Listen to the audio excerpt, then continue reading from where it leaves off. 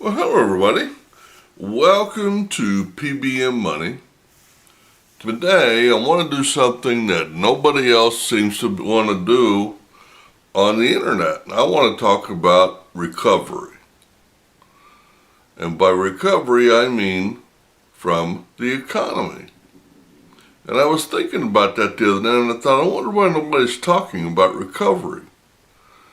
Well, because most of the people doing the videos on the internet have never been through recovery from a crash this big. I have. Twice. Now, do I think recovery is coming soon? No. But that's why I want to do this video. For several reasons. Number one, I am not going to allow myself to feel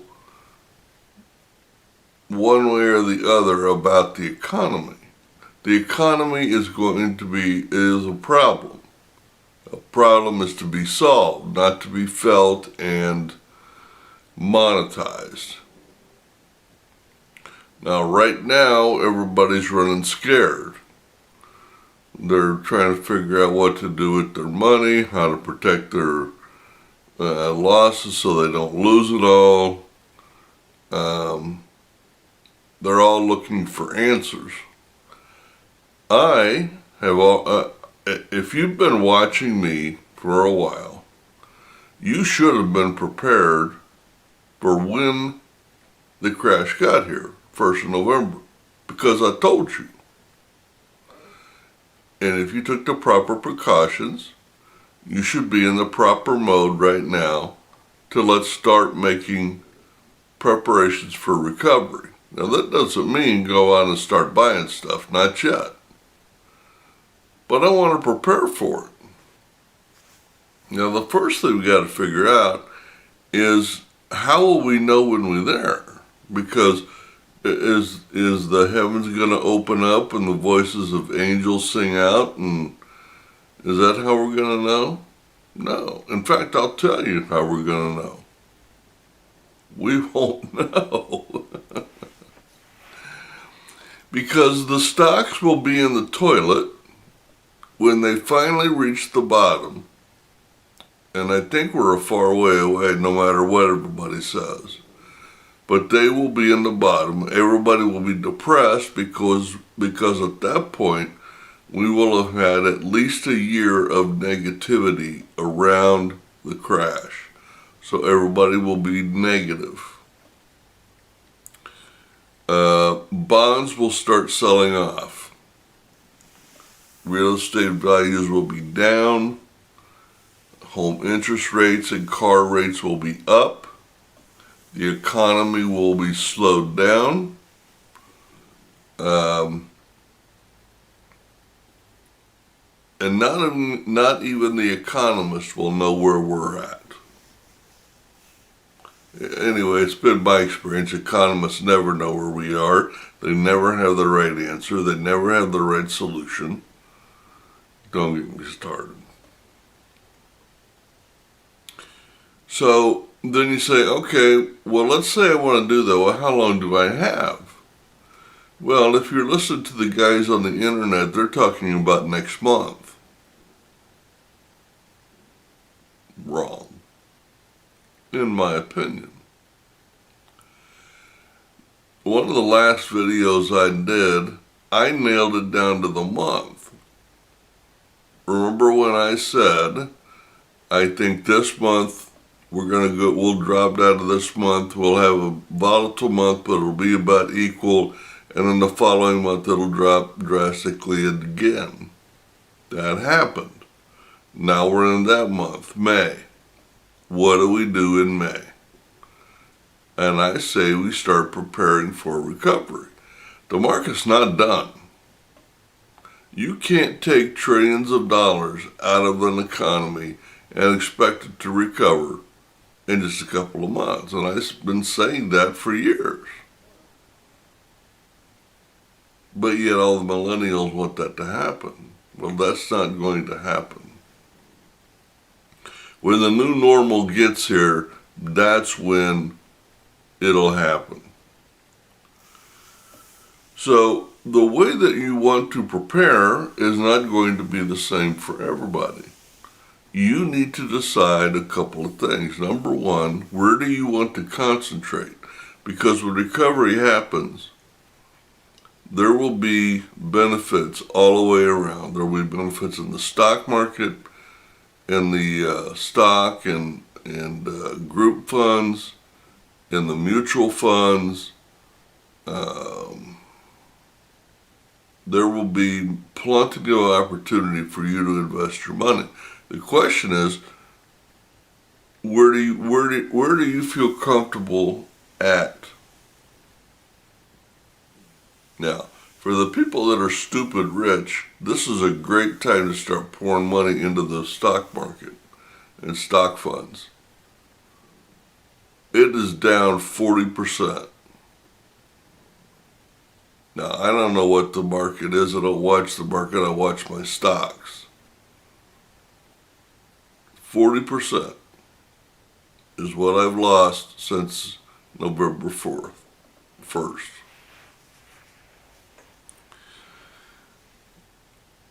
But in each and every way that we can prepare, number one, we need to prepare how we will recognize it before everybody else. If everybody else gets it before you do, you'll miss the deals. If you jump too soon, you'll still lose a little. So you need to determine that in your mind. And I gave you my view of what I think it's going to look like. I just have to keep my eyes open and recognize when that happens. Just like I told you when the crash gets here, what it's going to look like. And I kept my eyes open, and on the first day I saw it, I knew it. The recovery will be the same way. Now, who will benefit the most in the first days of the recovery? Number one, the people that recognize it. Number two, the people who have money and good credit. They're going to benefit the first and the fastest. So what can you do? Work on the things that are going to get you to be prepared. I'm going to do a follow-up video, and I'm going to call it, I started out calling it 5 ways to raise money, and then 10, then 15, and now we're close to 20. Different ways that you can spend the next 6 to 12 to 18 months raising money to prepare for the recovery. And when I say raising money for that, I mean you get an account and set it aside, and it's specifically for recovery. Everything that goes into that envelope goes towards recovery. If you do that for a year and a half, you'll have a chunk of money. But you also need to work on your credit. And by that, and I'm just going to hit this lightly, if you've got any outstanding balances on your credit cards, pay them off. If you got small balances on outstanding personal loans or car loans or truck loans or motorcycle loans, pay them off. If you got any revolving credit at local stores like Kohl's or Target or Walmart, pay them off. Because the less debt you have between now and then, the more cash you can save. And that will be the goal for the next 12 to 18 months, in my opinion. So the first thing you need to do is clear up your credit to the best of your ability. The second thing is, do not apply for any new credit. No credit cards, no new cars, no new trucks, nothing. Now, when we get into raising money, there is going to be a time where I'm going to say go borrow some money. But right now, no. Right now, your goal is to pay off as much debt as possible.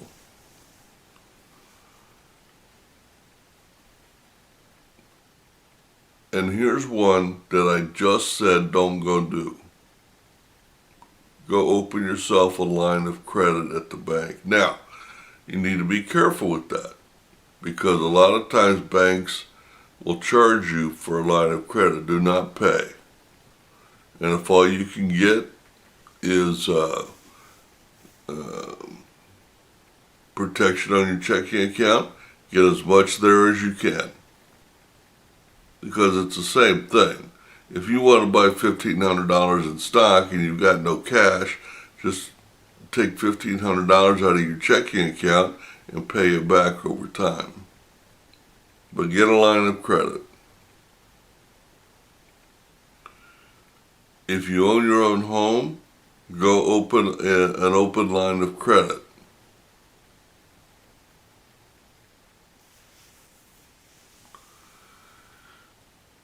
Now I have a couple of people that I have been teaching about money, and one of them is a single mom, and she claimed that she had no money, yet her biggest expense was clothing online.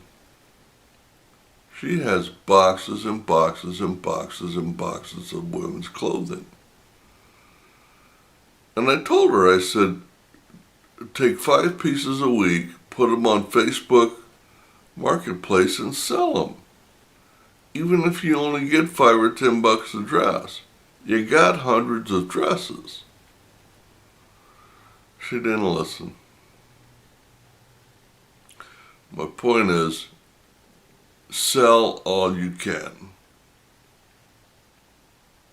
Remember, the goal here is to raise cash, and every penny that you raise goes into your fund. So another phrase that you could use for the next year and a half is to hoard cash. Hoard every penny that you can.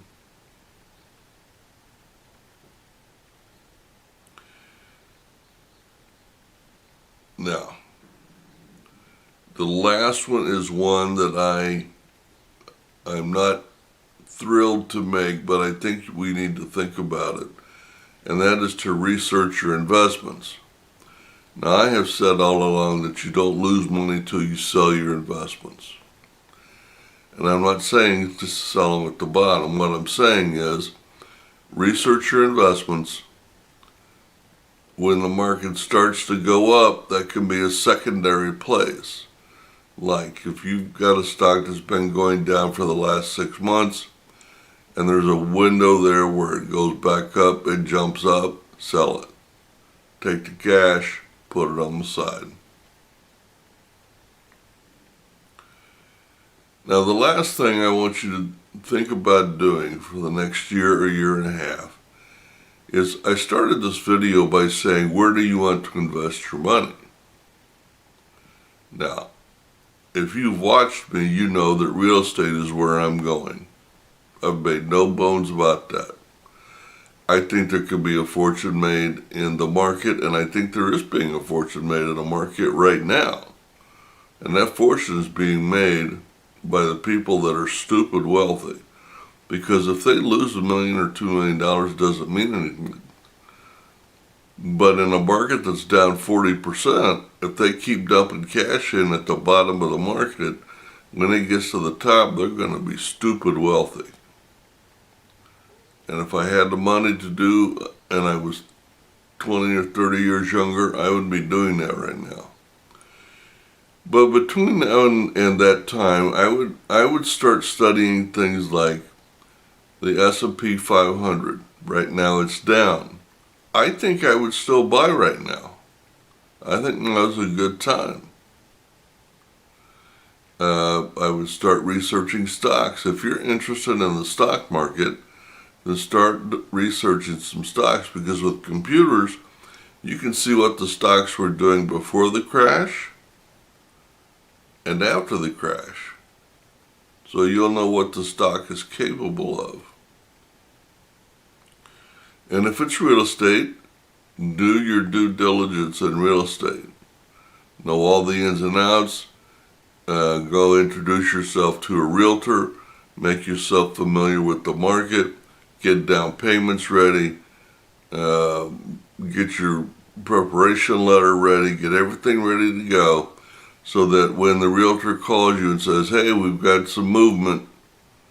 We got a couple of houses available," you're ready to go.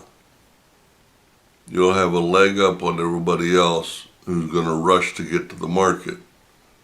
But if you've got your ducks in a row, your letters all done, your cash ready to go, your credit in good shape, you'll have a leg up.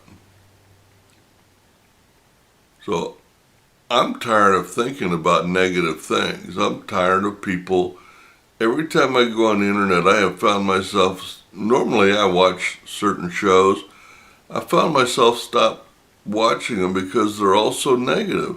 Yes, the market's bad, but that's part of who we are.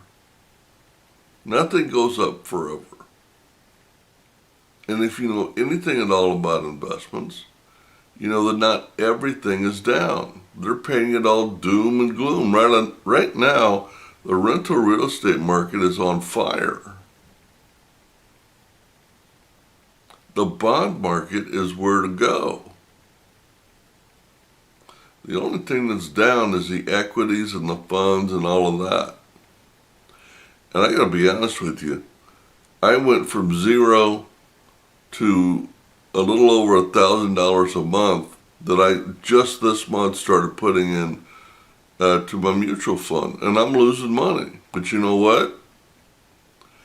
Every time I put money in there, I'm buying at a lower price. So when they start making money, I'm going to make it exponentially faster. And I'm fine with that. I don't need that money for 3 to 5 years. So in 3 to 5 years, I think it'll be all right. So I'm wanting to do that.